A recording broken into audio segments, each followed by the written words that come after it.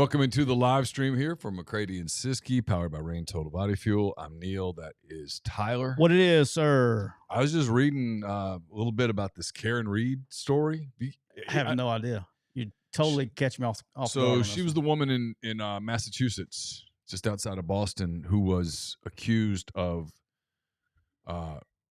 killing her cop boyfriend. Okay. And leaving him for dead in the snow. Her defense was that she didn't do it, and not only that, that some other cops did it and basically dumped his body in an attempt to frame her.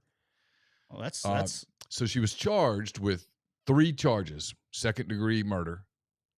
One was essentially a DUI, and then something else, vehicular manslaughter, I believe. Anyway, the trial ended a week ago today. Called it a hung jury. Oh, wow. Well, New York Post is reporting that the jurors had agreed to acquit Karen Reed of the second-degree murder charge and of one of the other charges. They were hung on one of the lessers. So they maybe were hung on the DUI, or they were hung on the manslaughter charge. But they had voted unanimously to acquit her, find her not guilty of the second-degree murder charge. But the judge ruled it a hung jury. So the defense is filing to have the second-degree murder charge dismissed because she should have been acquitted. The judge in the case was very prosecutor friendly. There was a lot of accusations of jury manipulation, prosecutor misconduct, police misconduct, jury intimidation. There was a lot. Dude, it was deep. Hey, dude, it sounds like a Dateline episode. If I ever heard one. It was wild. I mean, there were several days that I was completely down the Karen Reed rabbit hole. I want to welcome. We have first of all, before we get started, before we hit the audio file, big shout out to my guy Cole Catalano. He is taking care of us so much. We've been on vacation for 2 weeks. Our TikTok has grown, I think, like 15 to 19,000 followers since we've been on vacation. I mean, it's running like it's been crazy. So big shout out to Cole. He didn't have a whole lot to work with. He was going back and finding old clips and posting things. He was working his ass off and continue to keep the TikTok engine thriving and going. We've had a bunch of views.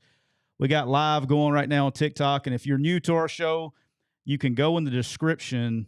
I linked the YouTube channel that we're on the profile. So if you click the profile and you'll see a button that says YouTube, you can click on that. It'll bring you over to the chat where we can see it a little bit better. And hit the like button, hit the subscribe button. It's free. We don't charge anything. But while you're on TikTok, if you're watching on TikTok, hammer that like button for us because that helps us out there as well. But big shout out to Cole, man. He's done a hell of a job for us. Just this one show this week. I've got something Thursday. I'll be out of town. So we're going to go today. Yep. And then next week I will be in Dallas. We'll figure something out. Based on Wi-Fi, right? Yeah, probably based on Wi-Fi. You're probably not going to be the only person trying to do a podcast out of there. So I imagine they're going to have the Wi-Fi. Last year the Wi-Fi was really good in Nashville. I imagine that they'll have it. That's probably a prerequisite. So we could do it. We could do it one night if you want. We can do. I'm here. We can do whatever you want to do. I've got a Zoom call on Tuesday night in Dallas at 7. That's going to last no more than an hour. Other than that, than my work, let me know. I'm pretty much. We'll do a surprise pop up McCready and Siskey live from Dallas, dude. We can do a McCready and Siskey after dark with some drinks. Yeah, we could. I could find a way. We need to do that. Yeah, because McCready and Siskey after dark is a big hit, especially it is a hit when you were on the road. Now you can go to the hotel bar. I could. No, I'm joking. Yeah. That's not the right. It's not the right place. It's not the right place because most people are trying to hide. Yeah.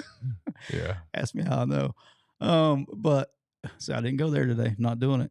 But we can do a McCready and Siskey after dark. We have some drinks. Maybe we can get you get our guy PTG Brandon, get you another bottle of wine. Yeah, maybe so.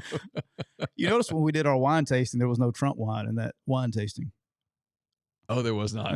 That's very true. No, it's very true. It was not. It's very true. But appreciate you guys. As always, like I said, we're live on TikTok. We're live on YouTube. We're live on Twitter.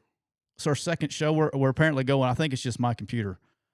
Cole says we're looking good on Twitter. So just I'm the only one spinning. So it's something with me. Okay.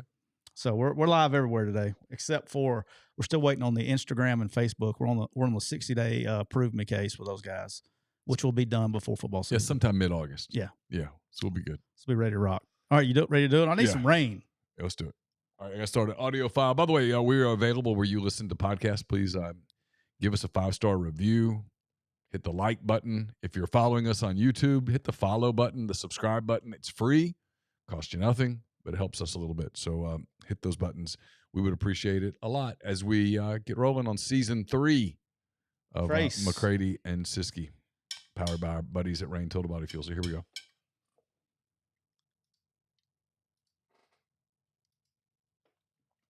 Welcome into season 3 of McCready and Siskey, powered by Rain Total Body Fuel. I'm Neal McCready. That is Tyler Siskey here on this Monday, July the what's today? 7th, 8th, July the 8th. All day long, July the 8th. July the 8th. Tyler, how are you? I'm doing good, man. Had a vacation that was all over the place. We went to South Carolina for a week. Yeah. And then had gone to L.A. the week before that. We did a couple shows since then, but then went to South Carolina, saw the folks on the way out. Then we go every summer. We go with my wife's. She has 3 older brothers, so we get a house together and go out there. There's 10 gazillion kids.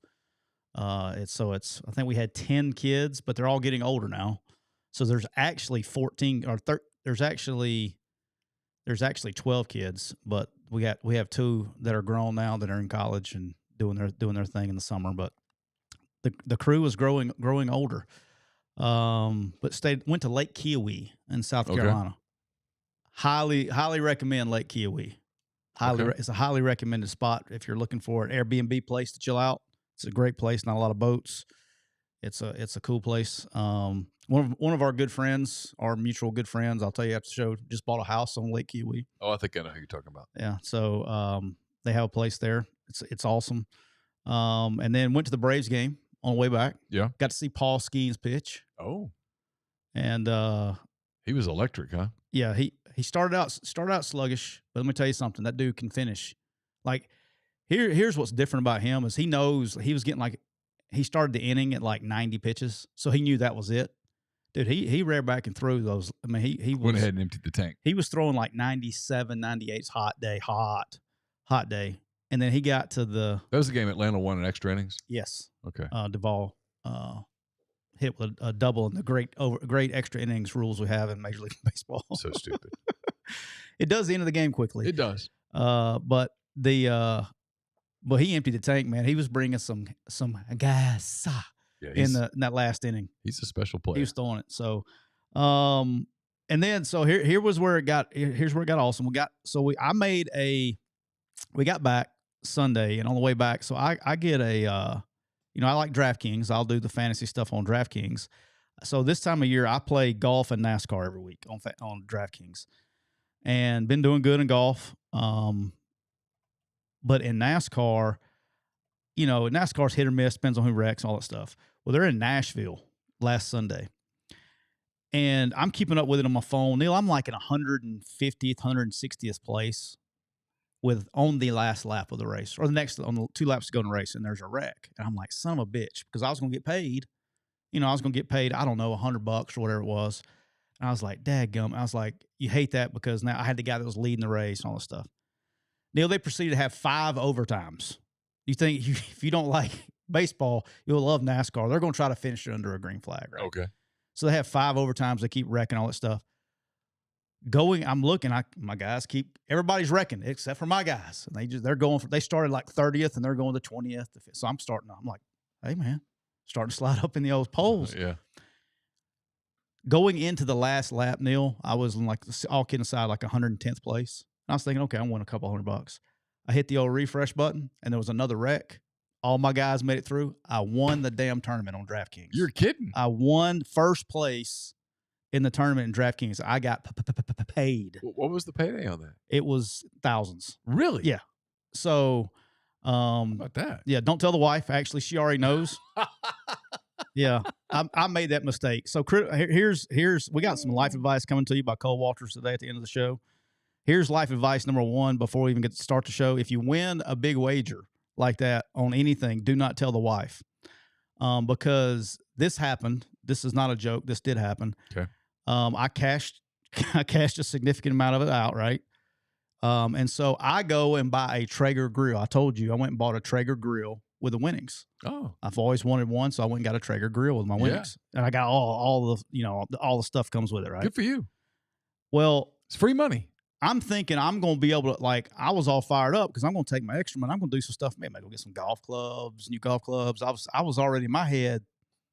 Yeah, that's not how it works. Well, dude, I kid you not. Erin had spent some of the money herself. Neal, not 12 hours went by and every bit of it was gone. And I had not bought anything but the grill. What'd Erin get? I don't. Who knows? Who knows? I'm expecting to lead the NCAA in Amazon packages this week at some point in time. I just know I was getting Amazon, ding, ding, ding, ding, ding, Amazon, your shipment, Amazon. So yeah, don't. So that's life advice number one. If you win something big, don't tell the wife. All right, before we get rolling, Yep. because I want to hear about the Traeger, because I've always kind of wanted a Traeger, and my wife has put the kibosh on a Traeger anytime soon. More because of just room on the patio. Yeah, you got enough grills out there. I do. We're brought to you by Rain Total Body Fuel. 300 milligrams of natural caffeine, BCAAs, electrolytes, zero sugar. It's got what you need to push your limits and achieve your goals.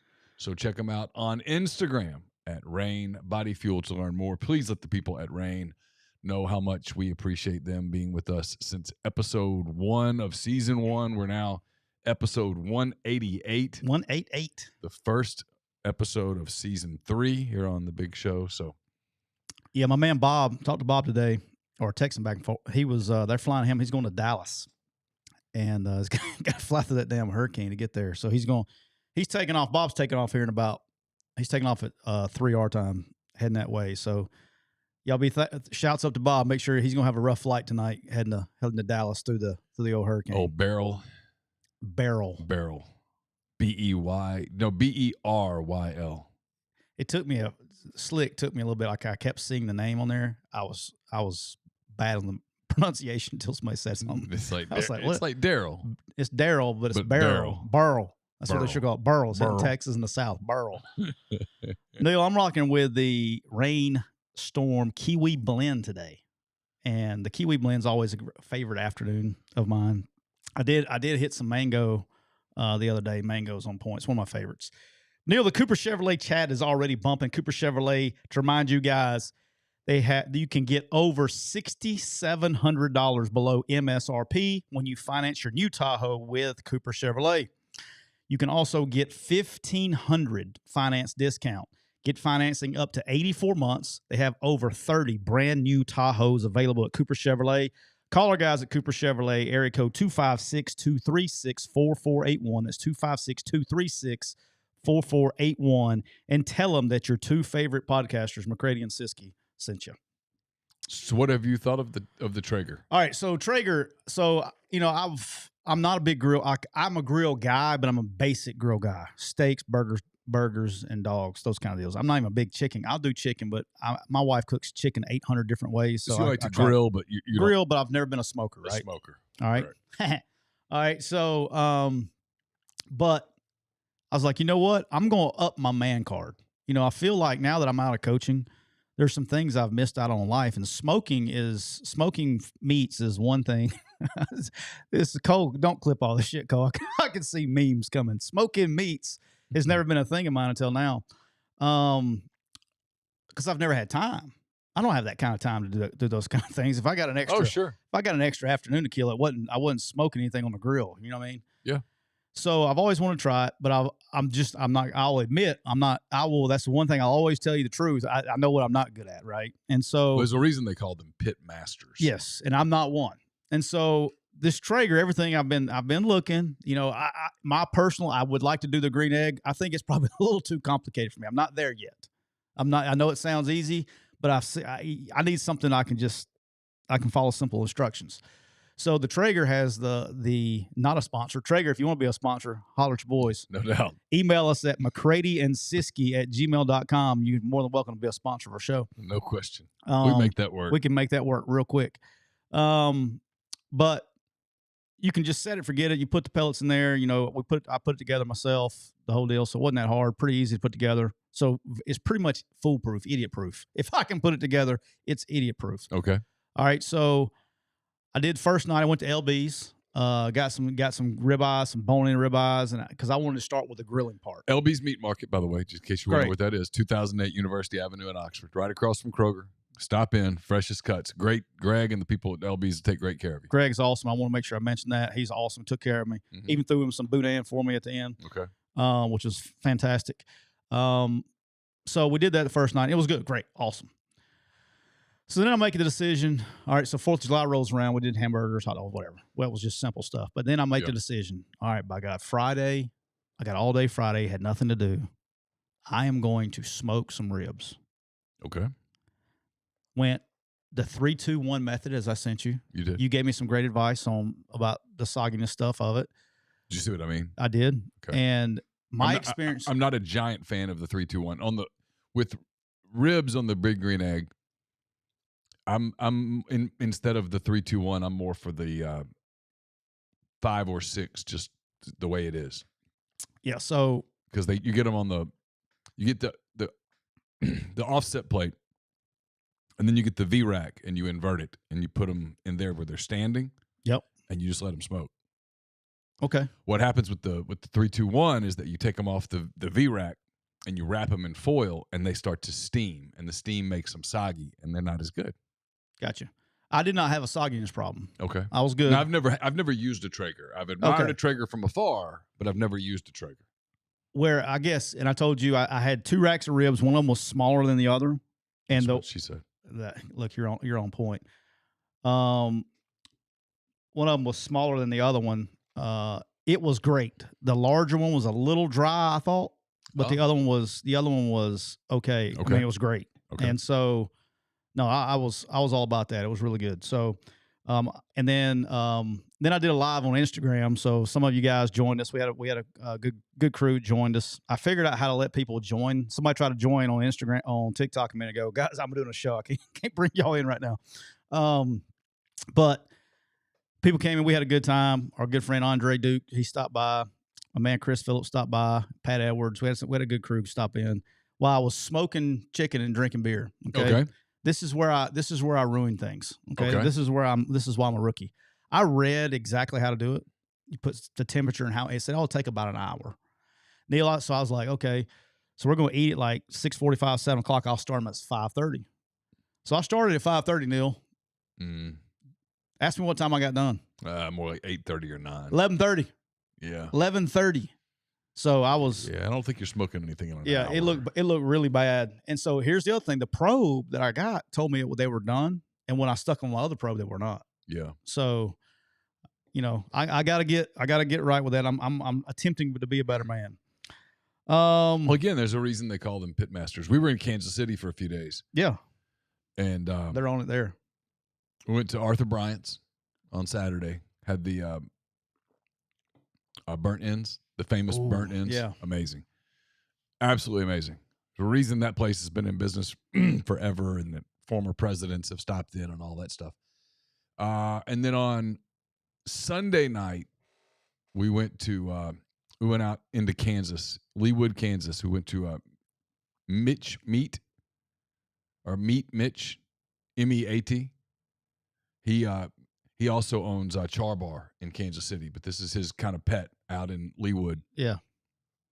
We got the big platter.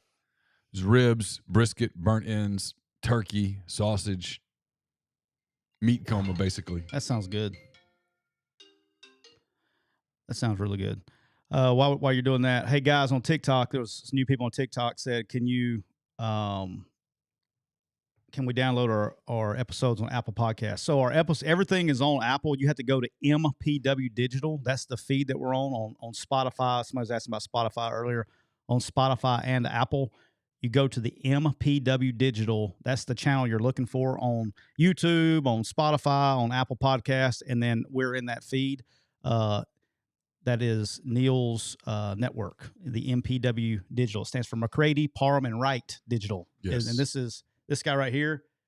That guy is McCready, the M of MPW Digital right there. So if you go to MPW Digital, that's where you'll find the podcast. So Mitch took great care of us, but the point was you could tell that they know what they're doing, right? The people that have like the smokers. They would probably do a little bit better on the Traeger than I did. Probably would do a little bit better with the chicken than you would do. Yeah. Probably have a little better idea of exactly how long to give it.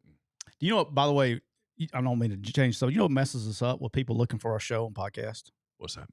With our little experiment we did with Disrupt Media. Yes. They put a McCready and Siskey like as page. And it's still up. Yeah. And it's like from a year and a half ago. So people don't think we're updating our show. Yeah. Probably need to get that taken down. Think that's possible? I can ask. Okay. Yeah. It's probably pissing some people off.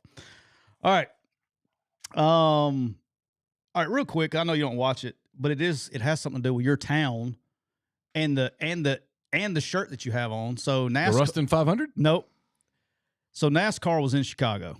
I got two hand raised guys. Hand raised guy is going to be a popular guy today. Hand raised guy for NASCAR in Chicago. So they had the Chicago second year, had the Chicago street race, and it's a cool event, right? They're doing road courses in NASCAR to try to catch up with this F1 thing. They're trying to steal some whatever. Okay, Nashville, Vegas. I get it, right? Sure. So they're doing so they did in Chicago last year. It was rain or whatever, and so on and so forth. It got washed out. So what do they do this year? They double down, and they don't start the damn race until 3:30 in the afternoon. Like, guys, it's the Midwest, it's the South. Guess what happens in the summertime in the afternoons? Pop-up showers. You get pop-up showers. Pop-up showers, baby. And so they bring rain tires. Oh, we'll be fine in the rain. You can't do standing water with rain tires. Well, guess where? This is not a track that's at banking. This is streets. Yeah. So we start to race at 3:30, and of course comes a fucking deluge, and they can't finish the race. And so what do they do? What does NASCAR do, Neal? The first time I've ever seen it, they come out and say this race is ending at 8:20, regardless of how many laps how many laps they are. We've already started the race. So you got people on different strategies. I mean, just totally a total cluster. Because they're going to run out of light. Run out of light. They don't have anything to see, right? And they don't have headlights. They do have windshield wipers now, and they do have rain tires, but they don't have headlights. Okay. And so they go to run this deal, and basically it's like, hey, when 8:20, this is literally how NASCAR did the race. When 8:20 gets here, as soon as the clock hits 0, you have 2 laps left. That's the dumbest shit I've ever heard in my life. There's no NASCAR strategy and fuel mileage and tires. And it was terrible. Why don't they start the race at noon? So hand race guy, hey, I got an idea. If you're doing a race in July in Chicago or anywhere in the South and you have no lights and you're in a middle of a city, and that's the only reason that they have to get it done because Chicago needs their streets back, right? And you gotta get going back. I got a great idea. Start that sumbitch at noon. Yeah. Start at noon. Be done by 4. Be done. But I don't know if they're trying to do all that. It's TV. Baby. Stupid. All right. So runs the rules. I mean, it makes all the rules. Makes all the decisions. All right. And then this is another NASCAR. This is also I know you would love this one. All right. So here's my other hand race guy. Okay. Hey, TikTok. Just close your ears just for a second. Hang with us a second. All you AI monitoring TikToks, hold on just for a second so we don't get kicked off. That's going to work. Yeah, that'll work. Now they're like, what are you saying? All right, so everybody knows how I feel about the protesters. If you are a pro-Palestinian protester, here's hand raised guy. I would pretty much pick any other sporting event in the world other than a NASCAR race. I mean, pick a sporting event, okay? Basketball, NFL, Major League Baseball, hockey. WNBA would probably give you time at half court, but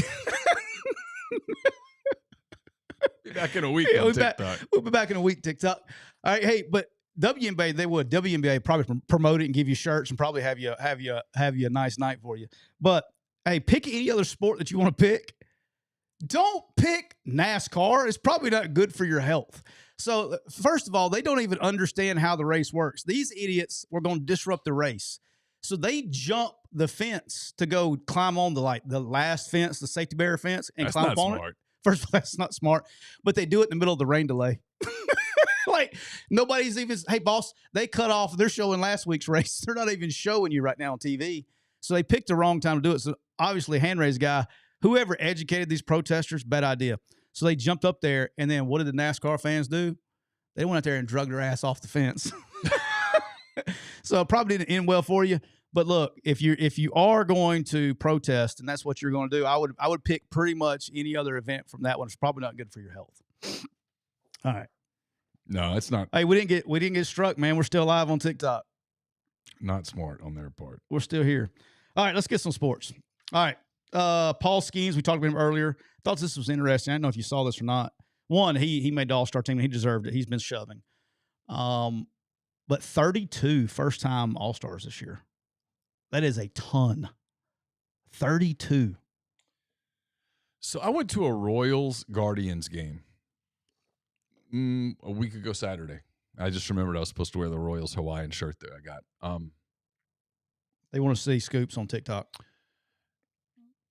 It's a good game. Bo Jackson's retirement ceremony. Great game. They retired his jersey. No, elected him into the Kansas City Royals Hall of Fame. Bo has lost his fastball from a physical standpoint. Still the greatest athlete that's ever been. Bo Jackson's 60. Can you imagine that? He's Bo 60? Jackson's 60. So Bo Jackson and George Brett were out there together on the field. George Brett's 70. Bo Jackson is 60. Damn. I mean, damn. He's still the best there ever was. He was awesome. Anyway, I didn't know half the dudes on the team. I can remember a day when I knew every lineup in baseball. And I didn't know. I bet I knew 3 of the Royals, maybe 2 of the Guardians. I didn't know anybody. I've never, and I'm a Cubs fan. The Cubs suck. They're in last place. I'm sure this is a part of it. But I've never been more checked out on a Major League Baseball season. Some of it is that the Euros have been going on this month, and I've been watching the soccer instead of the baseball. But I've never been more checked out on a baseball season. I don't even know what team to kind of adopt for the rest of the season. Well, I'm in it. I watched, obviously I watched the Braves, but my man Alex Anthopoulos is going to have to recreate 2022? Yeah. He's going to have to recreate it because we're in the same situation with no Acuna and no best pitcher. So no Strider's out, Acuna's out, and they got to find a way to win. They did take 2 out of 3 of the Phillies, but I'm with you. It's just, I just think and they've done baseball has done a great job shortening the games, but it's baseball. It's still, no matter what you do, you're going to have to have a 2.5 hour, 3 hour broadcast. Yeah. You can't shorten baseball any shorter than that. They've done everything they can do. We went to the game. Our game was a 7-2 game. Carson and I left in the 9th, but we'd been there a full 3. I guess because we went early because we went with Gabe DeArmond. Gabe covers Mizzou. Yeah. How's he doing? Gabe's doing good. And Gabe's a big Royals fan, so he wanted to be there for the ceremony. So the ceremony started a full 35, 40 minutes before the game. So we were there a long time. So, but it was interesting. Like Carson was bored by the second inning, other than like hanging out talking to us. He didn't know who the players were. Well, I took Jackson in L.A. We went to a Dodgers Royals game in L.A., and Jackson was bored out of his mind. And then we went to the Braves Pirates game. And now, my wife and Jackson were bored together. But by the way, I want to shout out to this. How about this? I told you I went to the Dodgers Royals game. Yeah. Me and Jackson got 2 hot dogs, 2 orders of fries, that comes with it. I got a Coke. He got a water. $140.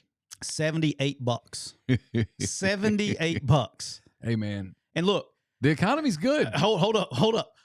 I told this. I can't say who I was doing. I had a meeting with a company, quick use stuff, and one of the guys was out in California. I said, y'all can have that shit. I was gonna get my kids a Dodgers jersey. Did I tell you how much the jerseys were? Did I say this on the last You show? told me it was several $100. $539. Was it an authentic or something? Yeah, like a jersey. Yeah. Yeah. Yeah. But $539? Because the replicas are usually like $150. $539. I don't give a shit if it's game worn. $539. For $539, it may have been game worn. No, but it wasn't. Okay. I'm with you. But I want if for $539, I want Shohei's opening day jersey for $539. $539 for a jersey. I was like, holy shit! Like, and people were wearing them, so people buy them. Yeah, like $539 at Dodger Stadium for a fucking jersey. I was like, and then $78 I spent for 2 hot dogs, 2 drinks, and 2 fries. So what happens? This is why we love it where we are. I go to the Braves game. We get there early. We go to the Battery. Shout out to my guys at Wahlburgers. Okay.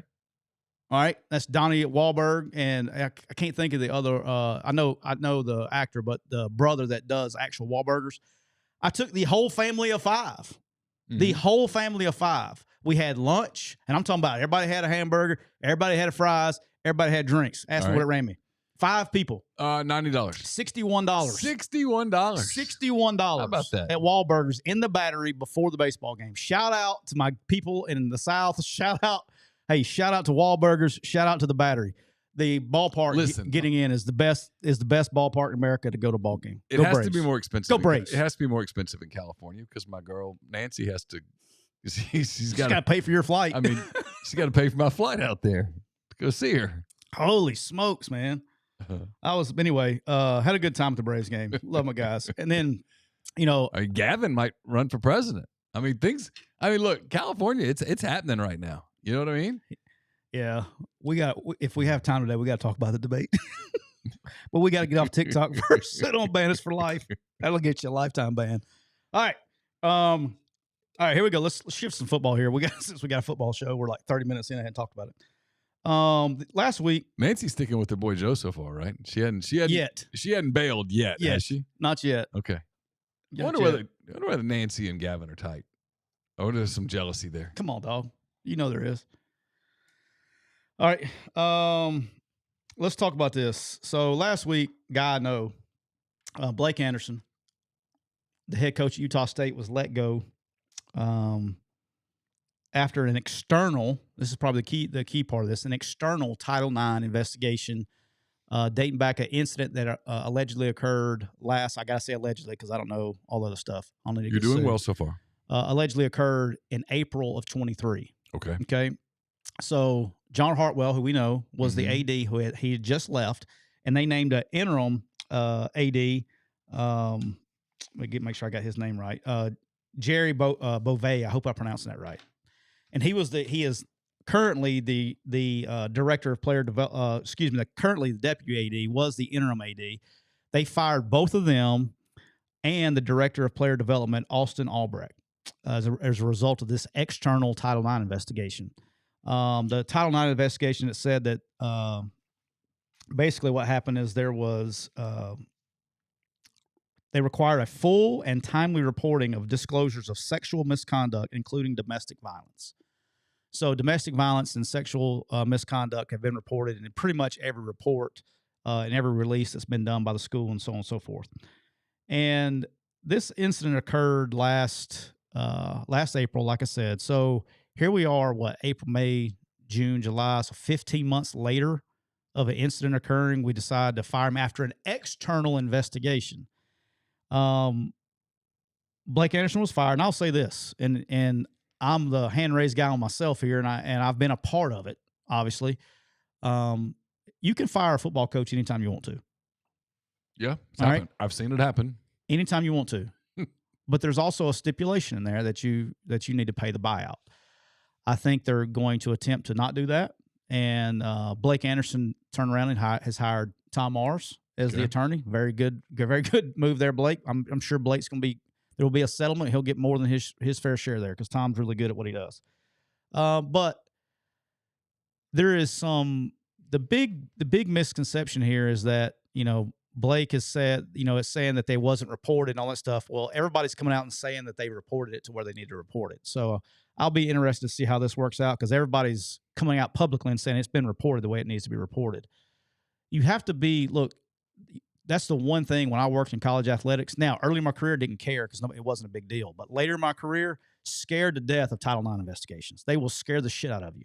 I actually had to go through one. It wasn't me, but it was somebody that worked for me. I had to deal with one, and they take that they scare you to death, and it's 9 times out of 10 it's over something very silly, but people try to go get, it's all about people trying to get money or trying to get people fired over stuff that's not really that serious. So I hate it. Blake is a good person. He's one of the best people in the business. I've known him for a long time, and I hate that he's going through this. He's gone through enough. If you want to look, y'all are more than welcome to Google his story. He's gone through a ton in his personal life, a ton, more than any human being should go through. He's lost his wife, lost his son, and he's had a lot of personal tragedy. And then they fire him. I think it was Neal. He had remarried. I think they fired him like 3 days after he just had another child with his new wife.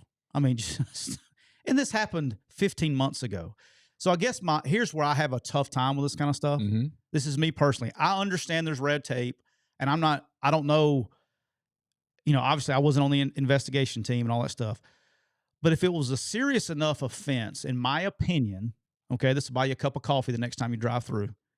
If it's a serious enough offense to fire 3 people and put regardless of what happens from here on out, we've talked about this with specific examples with a punter and all that stuff, is once this is labeled on somebody, no matter if it comes out and he finds out he's 100% innocent, it's going to hurt their future employment. 100%. Okay? So if it was that serious to do that, why would you not suspend somebody for when you found out about it? They didn't just find out about it. No, I don't know. You know enough, what I'm saying? I don't know enough details to know what did or did not allegedly happen. Even they haven't come out and said yet. But they said it's sexual. It was a failure to accurately report a sexual and domestic sexual policies and domestic violence and professional responsibilities. Probably covering up, they're saying they're trying to cover. What they're trying to say is we're trying to cover it up or not give the right details. So the accusation is that something happened. They attempted to cover it up by not reporting it to the proper authorities in a timely manner. Yeah. Okay. And this is what. Yeah. The other thing that pisses you off a little bit about this is that these 3 guys it's going to be marked in their career forever. They didn't do any. They just found out information, regardless of how they reported what. They're getting hammered for just knowing something. And a lot of times these people that actually do it, they get like suspended or kicked out of school, but it doesn't affect their future employment. It's nuts, man. Yeah, and the other 2 can't afford to hire Tom Marsh. No, but I wonder if Tom does it like, hey, I'll get you, give me some of the settlement. I'll get you. Yeah, I'm sure that because I imagine there's going to be a nice settlement at the end of this, but their buyout's not going to be what Blake's is. Right. So. All right. I can remember a coach being fired in July. Yeah. Happened at Ole Miss? It did. Was that 2016? That would have been 2017. July 2017. Yep. Was not here for that yet. No, you were not. I was. I was here. Sometime we could do story time on that. Like what you heard and the calls you made and all of that stuff. And then that week in Birmingham, SEC Media Days were in Birmingham. That week, I would have bet you any amount of money that Freeze wouldn't make it through the week. Carson and I took a vacation. We went to Washington, went to Baltimore to see the Cubs. Okay. That weekend after that. And by the time I got back from Baltimore on Monday morning, it was quiet. And I thought, this blew over for now. And it really got quiet. And it got quiet for a reason. Tuesday rolled around, it was still pretty quiet. Wednesday rolled around, and there were some murmurs. And if I remember, it happened on a Thursday. Is that right? Bubba, I don't remember. I was on vacation. I remember our friend Matt Luke, who was named interim. Yeah. He was on the way to a birthday party, or he had to leave his son's birthday party to go. He didn't know what was happening. Carson was 11 years old. he and I went to see Planet of the Apes in Oxford at the movie theater. And golly, my phone started buzzing. it feels And like it was yesterday, but when you just said Carson's 11, it made it seem like so much longer ago. Carson, Yeah, because he's he's a grown ass man. Yeah, he was 11 years old, and I remember being in the theater and some of the names that were popping up on my phone, texting me, asking me for information and stuff, and I was like, oh God, Something happened. I was like, Carson, I got to step out for a minute. That's the worst. And Being in movies, the worst. When you're in the movies, that's the worst. I've had to do that so many times. And I Neal. said, I got to step out for a minute. And he's like, it's okay. But I could tell he was like, Dad, we're at the movie. He didn't understand what I do for a living. I mean, I still don't really think my kids understand what I do for a living, which is fine. Yeah. By the way, Dad just talks a lot, but by the end of that movie, it was like, oh shit, I think this is about to pop, and it did. I can remember texting Freeze and saying, "Did you resign?" And he responded with, "I was fired." I was like, well, I think we can write it now. Yep. And then it blew up that night. The hostage video press conference, the whole thing. That was something. That was a week. That was a week. That was a week. That was actually a year. That was, looking back on that story started, that kind of stuff started to pop up November of 16. November of 16. Yeah, I wasn't here for that. Yep. I'm glad I wasn't here for that. All right. We'll talk about this. Kyrie Jackson, Isaiah Hazel, and Anthony Lighton Jr., they were killed in a car crash. Obviously, Kyrie Jackson, who was drafted by the Minnesota Vikings this past draft class, was at Oregon, had played at Alabama. Were killed in a car crash. I believe it was Friday or Saturday morning. I want to say it was Saturday. Yes, early in the morning. And the preliminary investigation, preliminary police report investigation, is that the car that they were traveling in, Kyrie Jackson was the passenger. The car that they were traveling in was struck by another car driving at a high rate of speed, changing lanes. It then ran the car that Kyrie was a passenger in off the road and ran them in. It said tree stumps. Since there's been photos released of the car, I mean, they said tree stumps. I mean, Neal, it was bad. That car is like, that's the most totaled car I've ever seen in my life. I mean, it's bad. It was very obvious looking at the car. There's nobody surviving that. And then, there is you just hate to see young people, anything bad happen to any young person. Yes. 100%. That are starting their life, and you don't. 100%. It's the thing as a parent that you scared to death. You're always, it's a constant fear. And I am, as a parent, I have two kids that are driving, and I personally, they're going to be fine. Okay. We live, they both, I say both. I have one that drives really well, one that doesn't drive great, but we're in a smaller town where they really, hopefully can't get going fast enough to really do any major damage or anything like that. But regardless, no matter if they're driving down the street, whatever it is, I cannot go to sleep at night or lay down or rest at all until I know they are in the house. And even if they're coming back from a game or something and it's late and their car's at the school, I will stay up to 3 a.m. until they get home. I cannot sleep until they go to bed. It's just wait till they go off to college. Oh, I don't even get me started.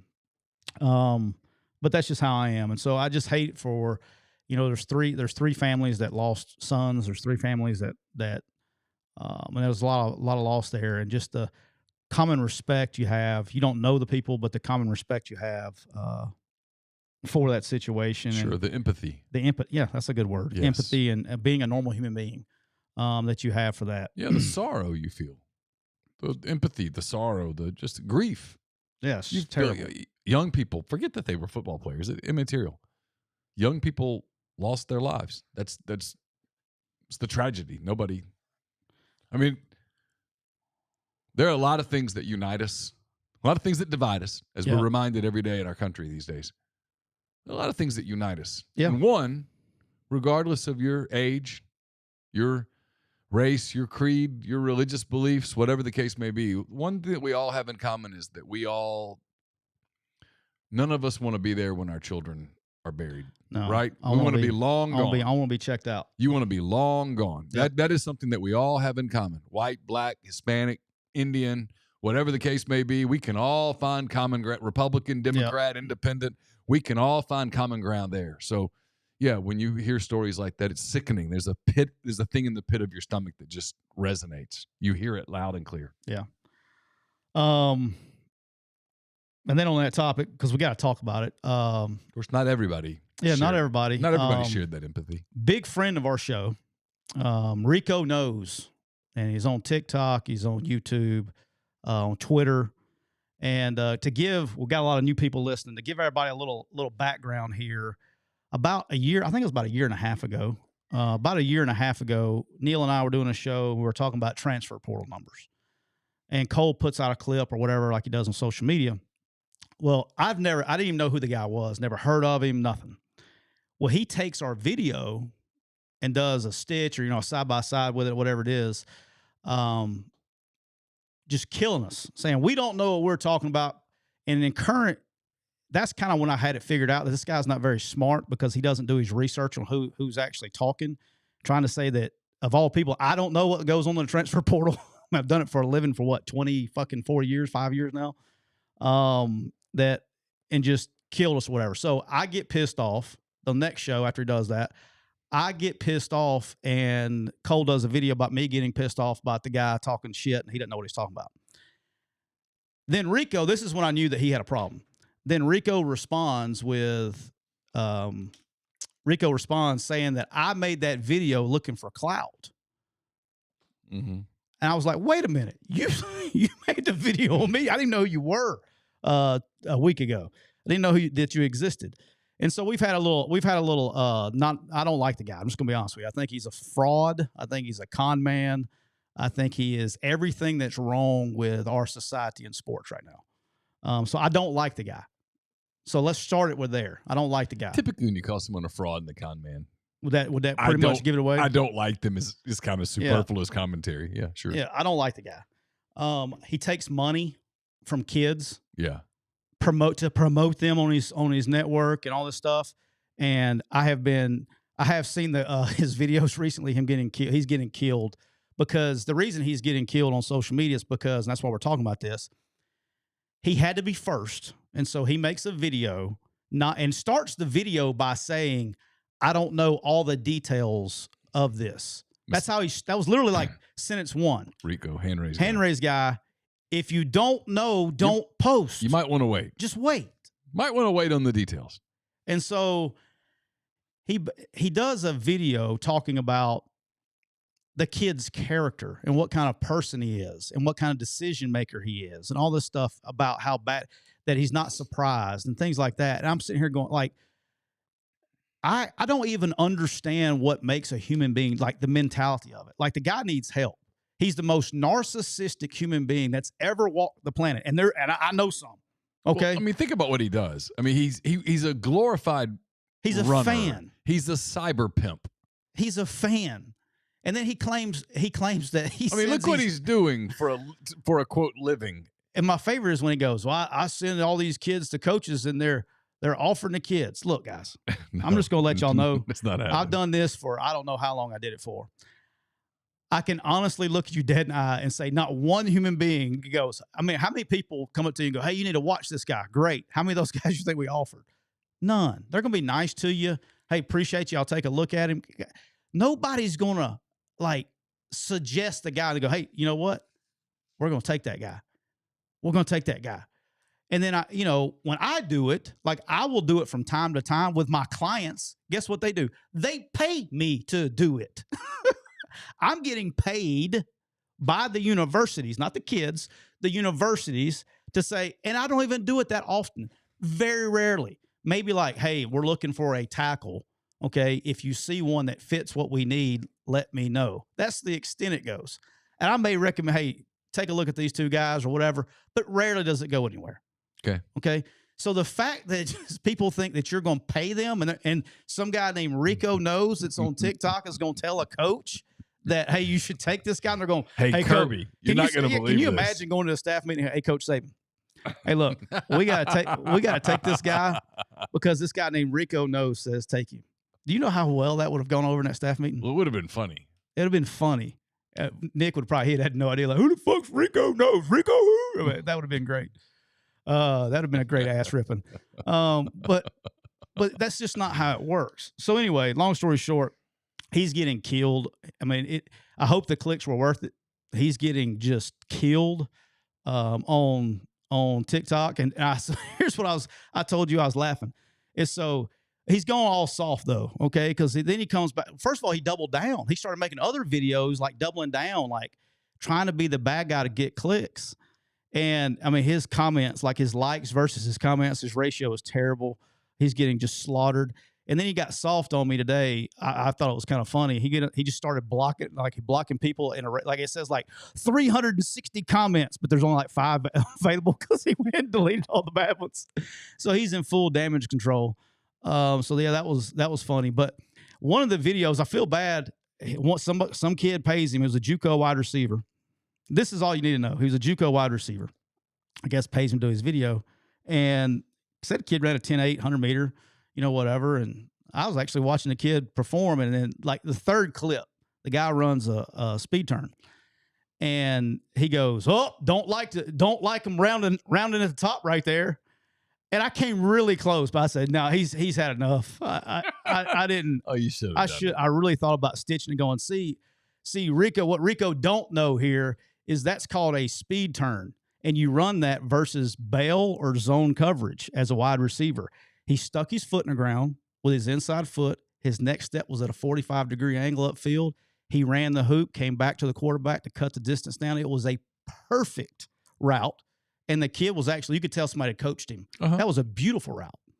Okay, now he's limited. He was stiff and all that stuff. You could tell his upper body stiff coming around, all that stuff. But the actual footwork, he's like, I don't like to see you rounding him off. Hey, Rico, when was the last time you watched a football game and saw a wide receiver go and wide ass open? This is not the backyard when you go, hey, go 5 and square it out. I mean, if you got bail or in your zone, that's called a speed turn. Every university practices it. It's kind of part of playing the position. So again, save your time and money, but don't send Rico your stuff because that's the interesting part. Is he's toxic now. I'd like to see how many people are still paying him to do that stuff because Dez Bryant killed him. I mean, he's getting NFL guys killing him. He's had a rough go at it, but it's karma. What a shame. It's karma. It's a shame. But he does need legit help because he's the most narcissistic human being that's ever walked the planet. Because he tried to make somebody else's death about him that he could trying to get clicks being first and that he could talk about him because he's done a video on him before. I got a better idea. Shut the fuck up and don't say anything. If you really think like somebody, he needs a hand raised guy. Bad. Just say, hey, dude, you probably that one. There's a market for hand raised guys. You probably don't need to put that one out there. I would probably let that one slide. There'd probably be a good market for him on that. Now, here's the other thing I find terribly funny that I've recently found out since looking at this Rico stuff the last couple of days is when we put out the video, the response, the very first one. For all those that don't know, we got turned in for bullying Rico. Do you know who turned us in? I don't. His girlfriend and his brother. And his twin brother was coming on and just wearing us out too, right? Mm-hmm. Like in the comments and stuff. And now his twin brother's even turned on him. Oh, wow. So ought to be another sign that you need help. When your own family turns your back on you, you probably need to go figure some stuff out. That's it. That's my Rico spill for today. You ready for some Neal trivia time? Yeah, fire away. All right, here we go. Then we're gonna do some football at the end, and then some life advice. We're gonna get you guys out of here. All right, Neal. Thought this was crazy trivia. Get the people in the chat on TikTok and YouTube. See if y'all can figure this out. All right, here we go. I feel like I'm grind right here. This is for grind. Is grind in the chat? I can't see. I hadn't seen him today. I didn't see him. All right. In the 10 years, we've had 10 years of the college football playoff. the 4-team college football playoff. We had 10 years of it. Okay. All right. How many teams in 10 years have actually won a game in the college football playoff? How many different teams? Not many. Can I play this out in my head by league? You can. So in the SEC it would be I'll keep them up. I'll keep up with them in my head. I gotta get my. Obviously Alabama, Auburn, Georgia. Auburn has not won a game. Oh, they've not. Okay, Alabama, Georgia, LSU. 3. This is obvious. Is Florida? Alabama, Georgia. Florida is not one of them. Okay, no. Alabama, Georgia, and LSU are 3. Okay. Texas. Texas has not. Okay. Oklahoma.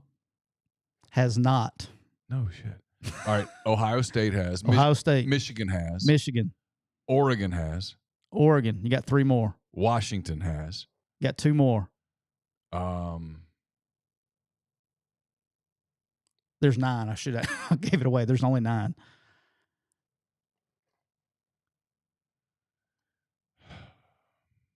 One's easy, right in front of your face. You give up?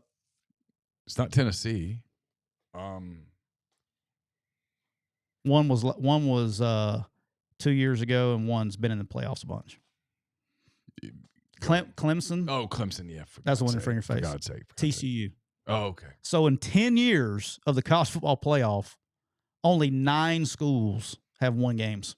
That's incredible. Isn't that a crazy stat? That's incredible. I mean, TCU is kind of the outlier, right? Yeah. Now, I've said this, and I'll continue to say it. This is my shout out to all my TCU fans out there. In 2014, the first ever football playoff, so the 2014 season, 2015, TCU, without question, was the best football team in America, and they were not in the playoff, but they were the best football team in America, and I feel if they had gotten into the playoff, they would have won it. I saw their final game that year. They were very motivated that day, and they were good. They lost like a 59-56 game or something in the regular season to Baylor, and they didn't get in at like whatever won. They were legit. They were very good. They were very good. Nobody wanted any part of TCU that year. That was in my opinion, that was the best football team I watched all year on film without anyone even close. And we lost to Ohio State because I thought we were going to have to play TCU, so I'd done advanced work on them, and whoo, they were good. All right, next trivia question. This one's going to be a good one. Okay. If you get this one right, you're really good. Okay. This past season, in all team sports, there is one Power 5 school that did not make the postseason in any major team sport. Who are they? I saw this on Twitter or TikTok or something. And did some. So we're talking about football, men's basketball. I mean, softball, baseball. Oh, anything in any major team sport, volleyball. Okay. Women's soccer. It doesn't matter. A Power 4. Well, it's Power 5 this past year. Okay. But yes, there's only one team that did not make the postseason in any sport. In any sport. Who are they? It's not an SEC team, correct? It is not an SEC team. Right, because they all have something. They all have something. It's going to surprise you a little bit because in the recent times they've been pretty good. Boston College. Cincinnati. No. Cincinnati. How about that? And Bearcats. And they only finished over 500 in the conference play in one sport, and that was baseball. How about that? Rough year for the Bearcats. Rough year for the Bearcats, man. How about that? How about that? The only team. I wouldn't have guessed that. Yeah, I mean, we'd have been here all day. That's wild. That is wild. That's wild. All right, Neal, before we get to life advice, right before the break, we're going to do this for our good friend Cole, too, because Cole was able to make like 8 TikToks out of this thing. I've got my trusty schedule. You got your trusty schedule out. Okay. What we're going to do is we're going to go over, I got them written down like what came to my head, not in any particular order. These are the other 8 teams in the SEC that we're at 16-team SEC league until next week, I think, and then we're going to be at an 18-team league. You heard all that? What the rumors are? that maybe by the end of this week you may have two more SEC teams? Yeah, I don't know how validated they are because I have done no research in it. I haven't called anybody. So the rumor is Florida State and Clemson, correct? I got heard a date too, like July 12th. Yeah, I'll just say this: if I'm wrong, I'm wrong. Okay, right, it's not my beat. I'm not working on it. And in honesty, I haven't spent more than 5 minutes on this story in a year. But as of a year ago, Florida State Clemson to the SEC would have absolutely shocked me. There was major opposition to it. Now maybe the game has changed. Maybe the landscape has changed. Things do change. Yep. You know, it's hot today. It won't be hot in 6 months, right? I mean, things do change. But I kind of know where some of that rumor is coming from. I haven't checked. I'm not questioning the people here, but I'm just going to say that I'm spreading rumors. I'm going to say one or two of the sources who have been spreading this for a while, their batting average sometimes dips around the Dansby Swanson area. Like they're not getting hits. Hey, how's that Dansby Swanson trade working out for you, Neal? Hey, who told you? Who told you, Neal? He is like the next Jason Hayward. Who told you? It's unreal, man. Yeah, I have no validation to it. All right, here we go. I feel for him because you can tell that he's pressing. He is bad. All right, Neal, the Texas Longhorns. We're going to start with Texas, and here's what we're doing, guys. Before you guys understand what we're doing here. This is what we think is the most important part of their season, not what they're going to finish. We got plenty of time to do that. The most important part of their season, the Texas Longhorns. Neal, read them off. What we got? Well, they got Colorado State at home, at Michigan, Texas San Antonio, ULM, Mississippi State at home before an open date. They get their state fair game against Oklahoma. This year's an SEC game in Dallas on October the 12th. Man, October the 12th is one loaded day of football. And the 19th.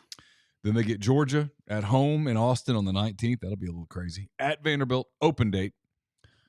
Florida at home, at Arkansas, Kentucky at home, at Texas A&M. Most important spot on their schedule? You might laugh at me when I say this. The last game. Dude, are you reading my notes over there? No, I'm reading my trusty schedule. Here's why. That's exactly what I have. I think they beat Michigan. Yeah, I think they go on a roll. Let's say for kicks and giggles that they split with OU and Georgia. And if they win them both, then there is no important game the rest of the way. They're good. If they lose them both, one way or the other, that assuming they win Vanderbilt, Florida, Arkansas, Kentucky, that Texas A&M game is going to loom huge. And A&M could have a chance to play spoiler. And God, a level of spoiler. That place. Well, it's at Texas A&M. That place would absolutely be rocking if they knocked Texas out of the playoff picture. Oh, I thought you were reading my notes there for a second. All right, so I think if you put a gun to my head right now, I've said it. I won't. You please don't. I think Ohio State, Oregon, Georgia, and Texas are locks for the college ball playoff, in my opinion. Yeah. If you just said pick 4, those are locks, I would almost guarantee that they go. All right, when you look at Texas' schedule, they're going to be the most talented roster on the field by a long shot, with the exception of Georgia. And they have them at home, so they have an advantage there. Okay, they have two very comparable rosters. They're both elite of the elite. They're in a whole different class, and this is SEC and all that. And, everybody's going to do you're coming to the SEC. Wait, you try this on, big boy. Well, Texas is coming fully fucking loaded. And you said this 2 years ago, Neal. Yeah. That trip to Fayetteville, Wolt said, wait, guys, we got to go. And because they went to Fayetteville in September of 22. Yeah. And it was a night game, and Arkansas had them circled and was ready to play. And Arkansas demolished them at the line of scrimmage. Yeah. It was one of those games where the final score was, I don't know, a lot to a little, and it should have been more. If I recall correctly, Jefferson had a fumble that kind of let Texas. It was like a 21-point game, right? 14, 21-point game, something like that. Yeah, at least. Jefferson had a fumble that kind of let Texas back in the game. Otherwise, that thing was an absolute blowout. But for everybody, but at the line of scrimmage, they got destroyed, and Sarkisian recognized it and said, "Hey, look, if we're going into that league, we're going to play teams better than Arkansas. We're either going to fix this up front, or that's going to become a weekly thing." And I think they have fixed it up front. Yeah, quickly. They're good, and so let's go. If you go through it, it doesn't matter if they beat Georgia. Or first of all, let's say they lose Georgia, right? You got, in my opinion, they only have 3 games before that last game that's even really a threat to them. You know, I think they're going to beat Michigan. It's early in the year though, so things happen. But they're going to be. I think they're better than Michigan by a large margin. I think Michigan's going to take a step back this year. Oklahoma is going to be really good on defense, and anytime you're good on defense, you can stay in games. So the Oklahoma, Michigan, and Georgia game, right? I think let's say for whatever reason they lose 2 of those 3. Okay. Well, now just what you said, you're going into this last game, and you're going to Texas A&M, a game that hasn't been played in however many years now. It's been a minute. And it's a huge rivalry, obviously. Now fresh off the baseball fiasco we just had with Texas A&M and Texas. It's going to be, that place will be a zoo of zoos. And I think Texas A&M is going to be good, right? So, and they have a very friendly, manageable schedule. And so now all of a sudden you're looking at it and you're going, wait a minute, that game could be nuts. All right. Second part of this could be one of the scenarios we talked about last show we did like 3 weeks ago, whatever it was. What if Texas is undefeated? I don't think Sark is like this, but what if Texas is undefeated going to Kyle Field? Did they do the NFL and rest guys because they got a rematch with Georgia in the SEC championship game the next week?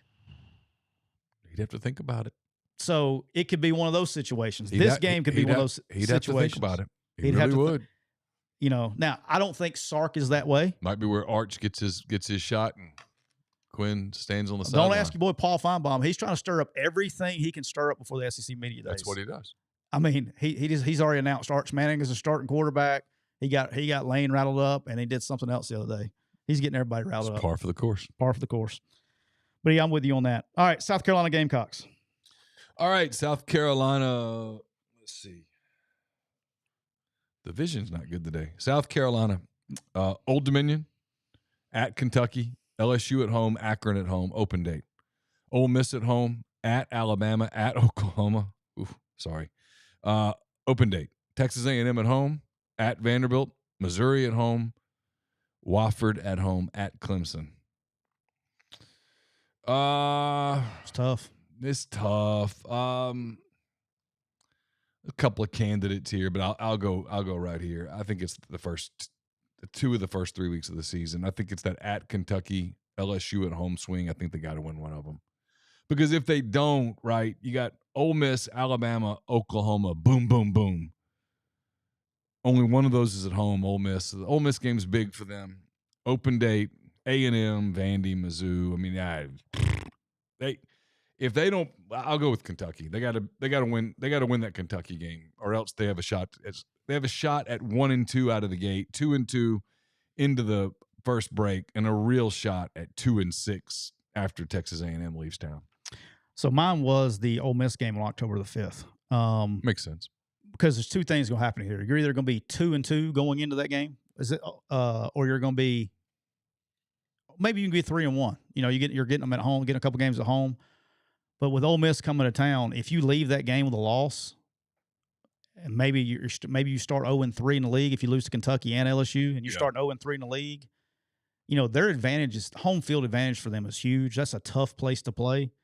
That Ole Miss game is probably going to be, if you don't win any of those first 3, first 2 with Kentucky, then LSU, that Ole Miss game is probably going to be the last hoo-ha that you got your crowd involved in the game. So, and then you're looking at what? Is this year 4 or 3 for Beamer? It's 3. Year 3 for Beamer.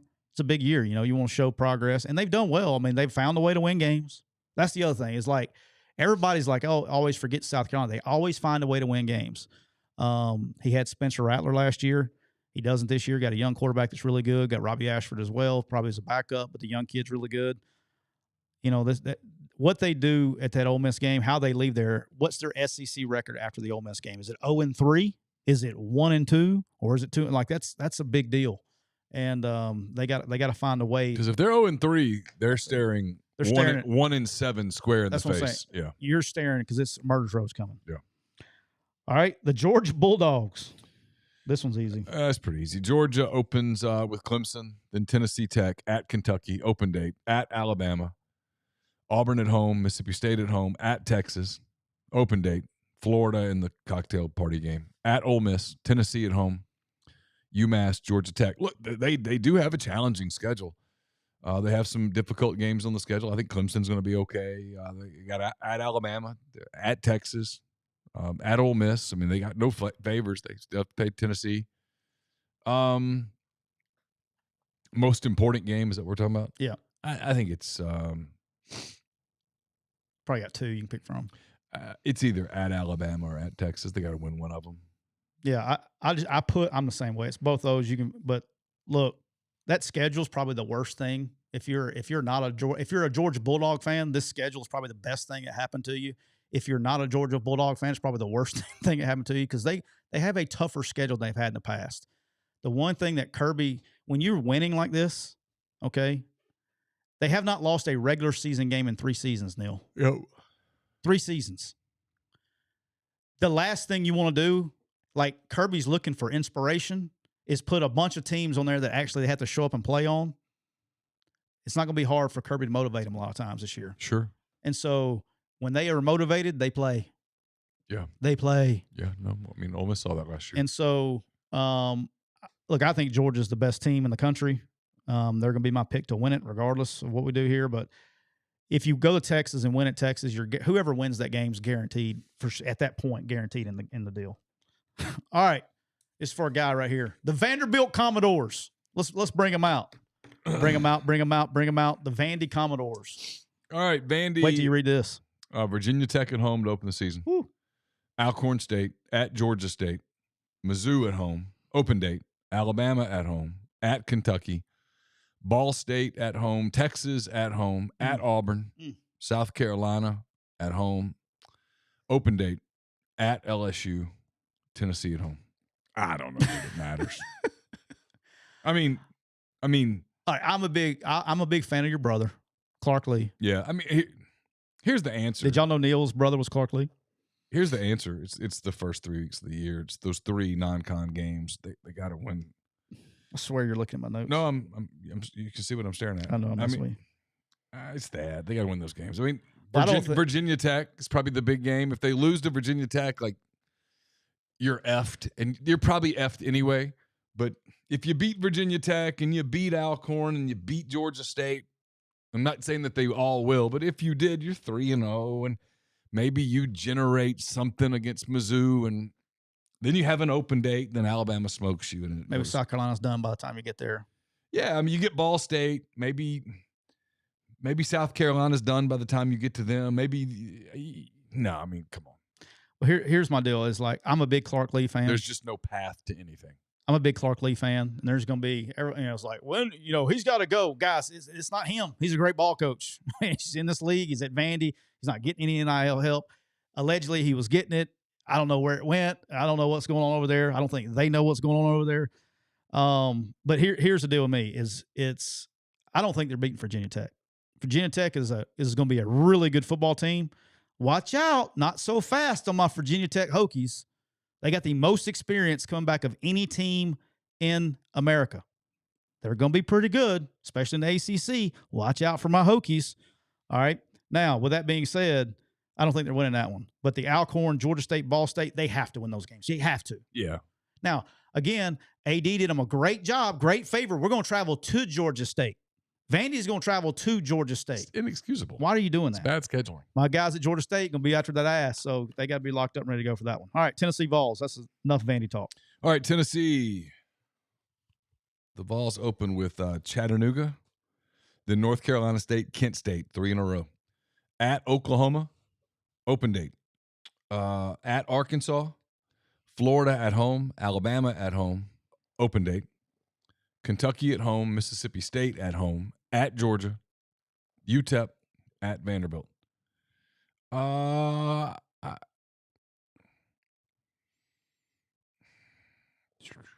Are we trying to get them to the playoff? Is that what we're doing here? No, just what you. Well, I don't think they're going to the play. After reading that Yeah. schedule, I looked at that today. I think 9-3 is where they're at for the year. We'll talk about that later. But You're going to laugh at me here.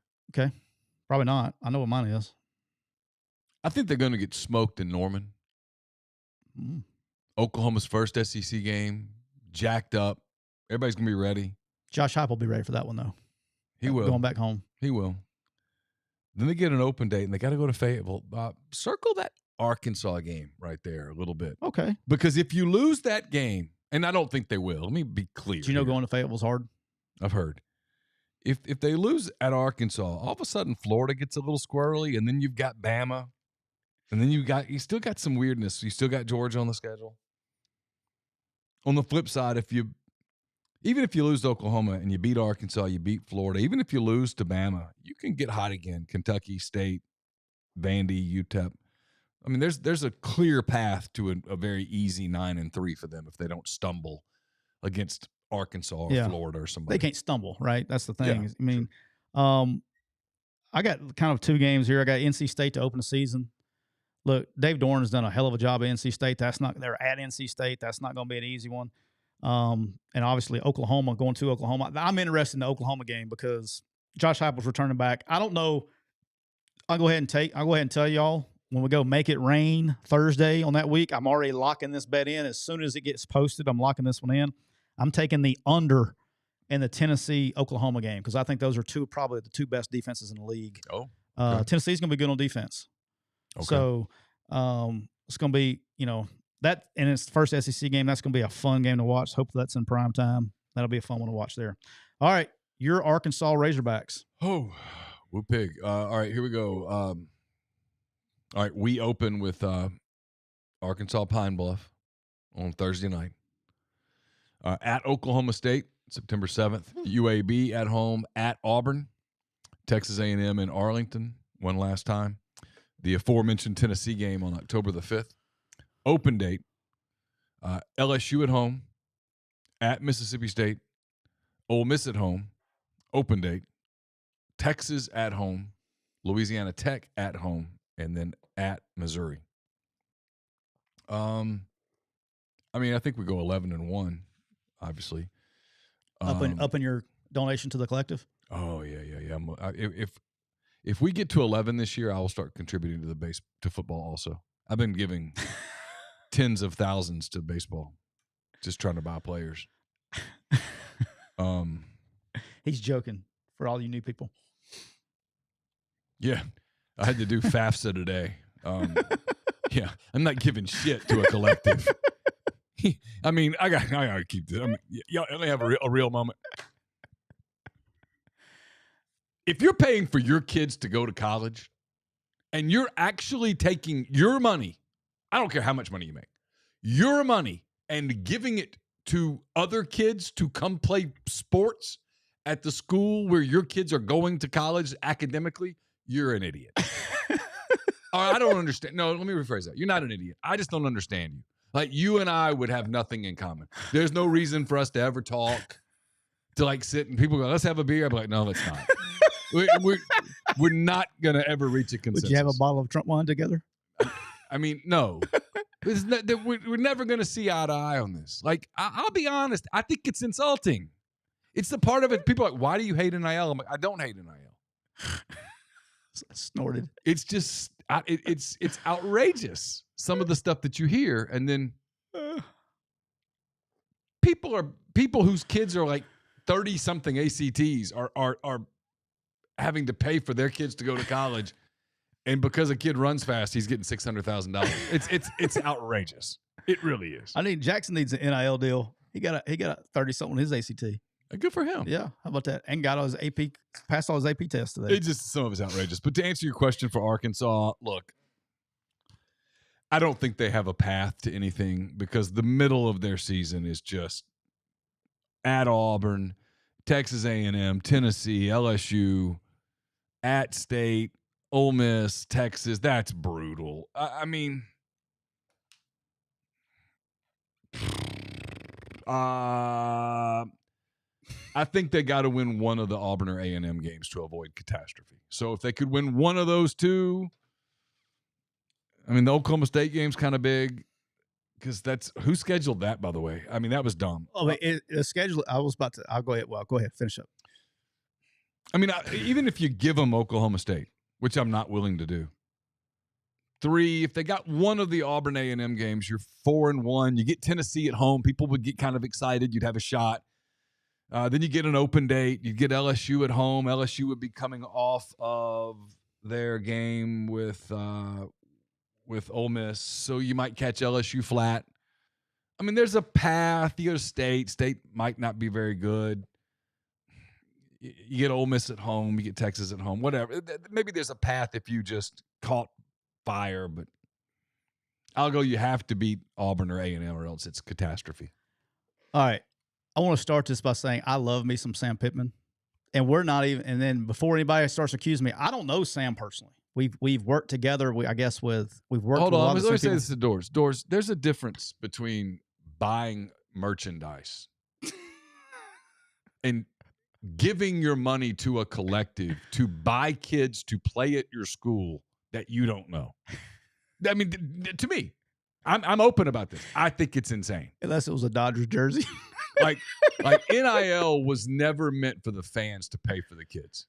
It wasn't. NIL was meant for the kid to sell a jersey, get money when his jersey sells, and to be able to advertise for a car dealer. Yeah, just keeping it real. And where it's gone, hey, great for the kids, super. I just kind of think it's kind of nuts. That's me. All right, Arkansas. By the way, for the price of this T-shirt, you couldn't even sniff an official visit on a kid. You couldn't sniff. You couldn't sniff an unofficial visit. It wouldn't answer the phone call. No. All right, Arkansas. I want to start this by saying I love me some Sam Pittman, and before anybody says it, I don't know Sam. We've just worked with the same kind of, a lot of the same people. Yeah. I know a couple of guys on the staff. Big Sam Pittman fan. The Oklahoma State game. Seems to be a very nice guy. Great guy. Like you talking about somebody you want to have a beer with. I would love to have a cold beer with Sam Pittman. Like he seems like my kind of people. I would think the two of you would get along. We would get along. Yeah. We could be homies. All right. The Oklahoma State game on September 7th, because whoever scheduled that, it's better than what they did schedule.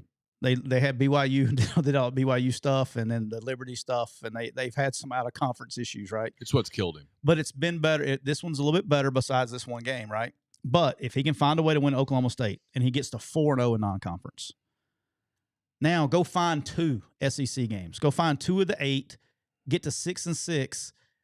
Dude, I'm having my hot take. I'm having a hard time finding one. Hot take: Sam Pittman makes it for another year at Arkansas. Give me the Arkansas Razorbacks to find a way to get bowl eligible. Bowl eligibility saves his job. All right, this is our first disagreement. I don't think there's any chance. This is me being biased. I love me some Sam Pittman. My hot take: find me 2 games, Neal. Find me 2 SEC games, Neal. There's a natural spot to make a move on Sam Pittman, and that's after Ole Miss into an open date before the final 3 games: Texas, Louisiana Tech, Missouri. You think that the natural? But Yurchek's not a guy that does the kill it before. But you're talking about in this market, you got to get rolling on your search. I like me some Sam Pittman. I'm sorry, y'all can boo me, boo birds, all I want to. I love me some Sam Pittman. There would be nothing. Would be interesting to see how that job is viewed. I would love nothing more. Like you want to make me happy because I'm not a fan of anybody. I'm a fan of people. I'm a fan of the people that coaches are. Nothing would make me more happy this year to see Arkansas have a good year. Oh my God, I'd be ecstatic. I mean, I can't even imagine what it would do for my emotions. I'll be the one happy, but you'll get all the backlash. Yeah. All right. Quickly, Texas A&M. All right. We got 2 more. The Aggies, real quick. They Notre Dame, they open the season. McNeese State at Florida, Bowling Green at home, Arkansas in the game in Arlington. Mizzou at home. It's tough. Open date at Mississippi State, LSU at home, at South Carolina. Open date. Then they finish with New Mexico State at Auburn and Texas at home. I mean, that Notre Dame game is pretty damn big for them. Big for Notre Dame, too. Yeah. You know what? I'll probably just go there. And then if it's not Notre Dame, I mean, I think they're – I mean, it's right there at the beginning. It's Notre Dame at Florida. I mean, they're going to beat McNeese.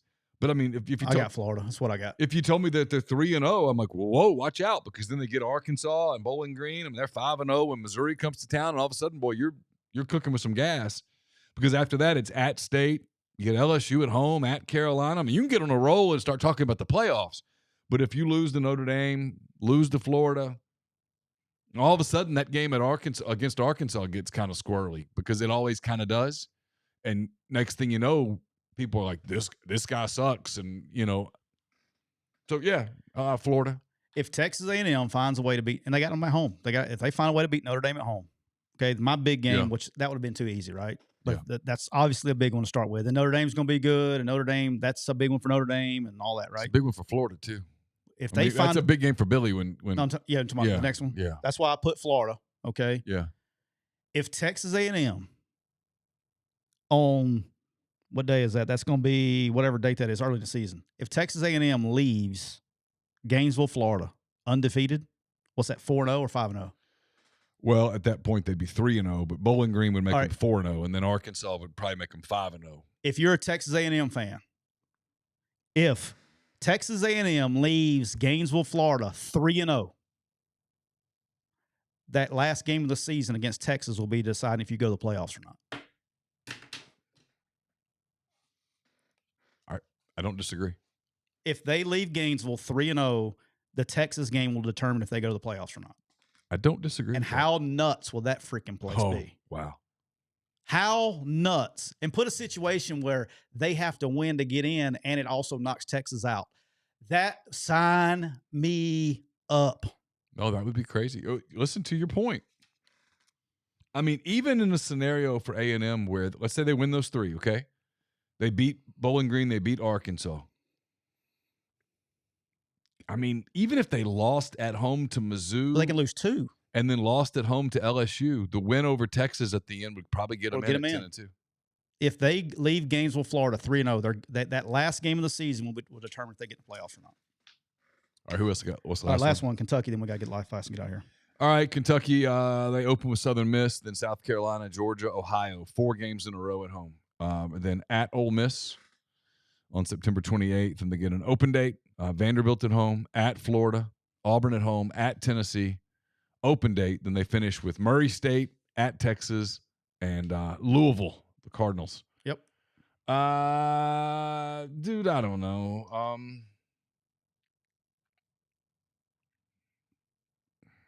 I mean, at Florida, Auburn swing, October 19th and 26th probably determines sort of the shape of their season. I put the October 19th game against Florida, okay? Because if they 5-2, Florida, let's say they lose, or Kentucky at 5-2, hosting Auburn looks a hell of a lot better than 4-3 hosting Auburn.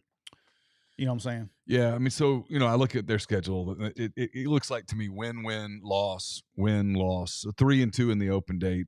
Vanderbilt's 4-2. Yeah, if you beat Florida, you're 5-2 when Auburn comes to town. If you lose, yeah, I agree. And then you know what I'm saying? You still got at Tennessee, which is probably a loss. Yep. At Texas, which is probably a loss. You beat Murray State. You got a real shot to beat Louisville at home. They usually do. Yeah, I mean, it's Florida. Yep, it's the swing game. All right, Neal, we're going to wrap this thing up. We got life advice. It's on your phone. Yep. First, let me tell you that life advice is presented by Cole Walters. State Farm Insurance. Cole Walters is licensed in auto, home, life, health, business, and pet insurance for the whole state of Georgia. Contact Cole at 706-525-7850. You can also find him online at ColeWaltersInsurance.com. All right, let me find this here real quick. Here we go. All right, 2 life advice questions. I'm leaving the name of the school and the town out, by the way. Okay. It's from the same person, by the way. I figured. 1, my son is adopted. We've had him since birth. It's never really been an issue until now. He's 7 years old. Some kids at school are picking on him, making fun of him, telling him he doesn't know his real parents and that he must suck because he was given away. It breaks my heart, his too. I told him to hit them in the mouth, but he doesn't have that confidence.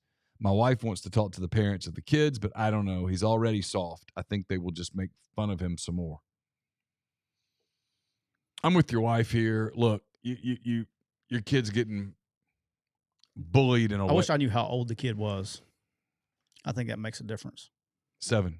Oh, he's 7? Okay, well, I know where I'm going with this one then. I mean, you can't ask a 7-year-old to go No. fight for himself. No. You're going to have to go fight for your kids. That's your job. Bottom line. I don't think that ever really goes away. You have to fight for your kids because nobody else. If you just have to fight for your kids, that's just what you do.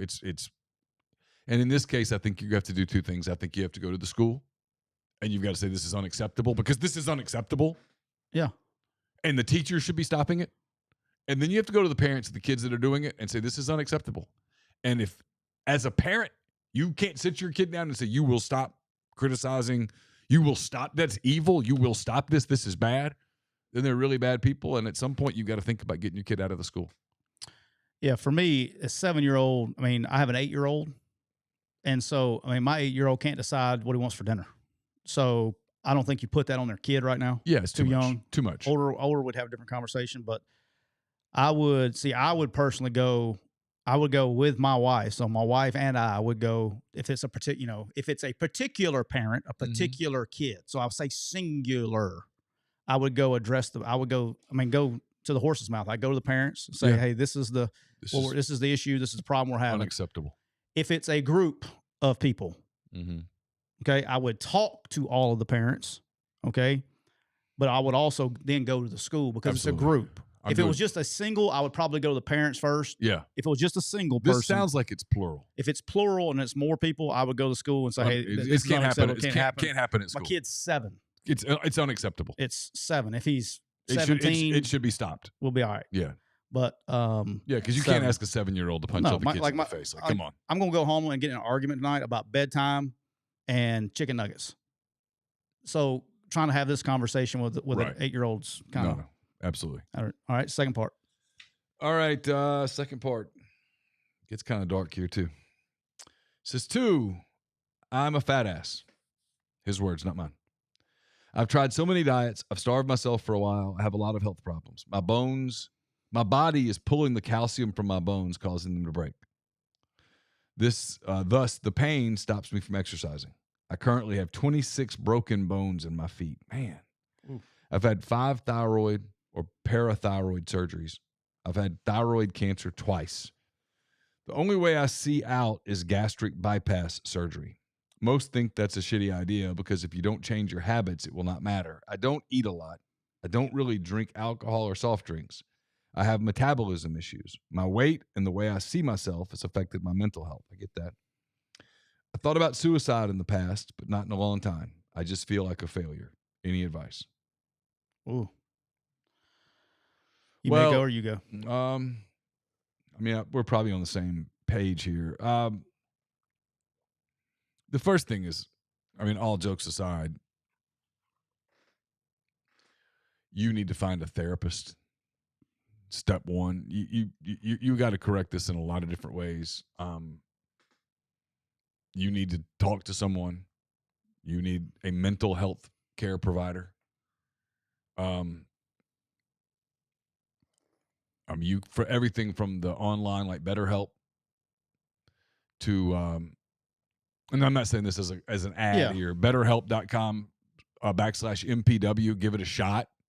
If there's nobody in your town that you can get in with, sometimes it's very difficult to get in with the healthcare provider, especially in a smaller town. But if you find somebody that you can talk to, that's step one, because you're using some keywords there that are scary, that are trigger words that could take you in a bad place quickly. And then, look, the second thing is, I mean, a lot of people have a lot of success with gastric bypass, especially if they're disciplined.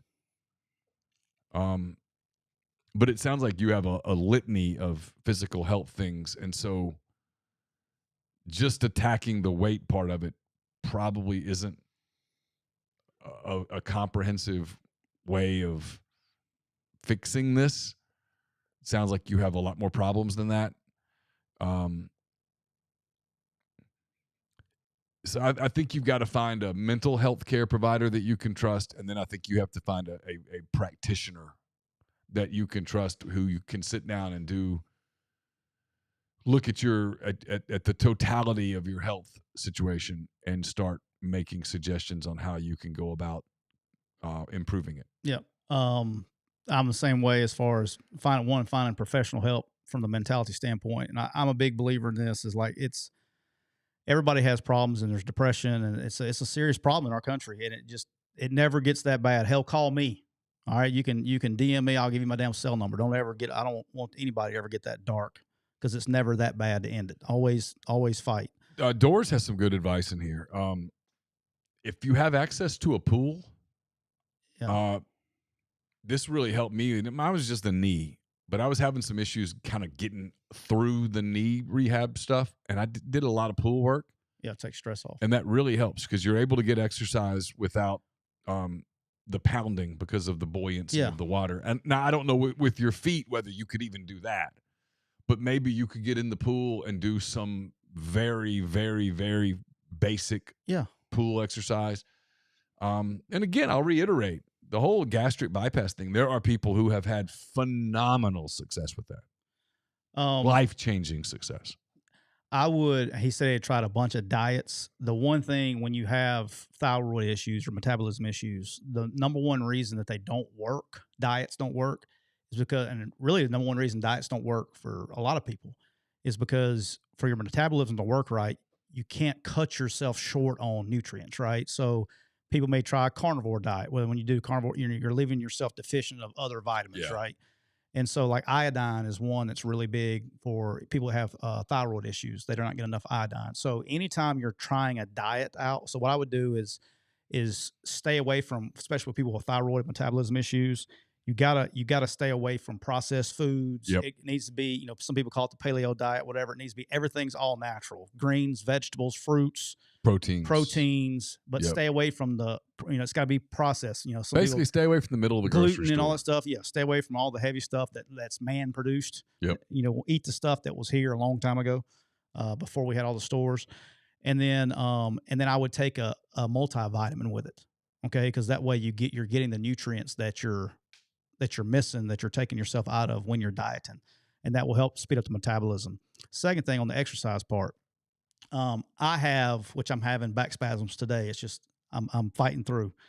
I have back spasm. I have bad back, bad disc issues, and so I used to like to lift weights a lot. Well, it's very hard for me to do for a long period of time because eventually it'll lock up or whatever it is. I went to work, and I would encourage anybody to do this, especially if you're getting in your late 30s to 40s or older, and you're having pains and things like that. Use bands. I see you got one down here on this table. Okay, bands. Start low and move and work with bands as far as all your exercise. Stop lifting weights and lift bands and move those things as far as exercise, because you're not gonna be able to do cardio.